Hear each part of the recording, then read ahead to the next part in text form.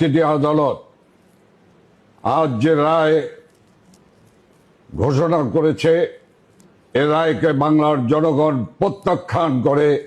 এই রায়কে বাংলার জনগণ মানে না, মানবে না। এই রায়ের প্রতিবাদে আগামীকাল সারা বাংলাদেশে সকাল সন্ধ্যা শাটডাউন পালিত হবে এবং আমরা পরিষ্কারভাবে বলতে চাই,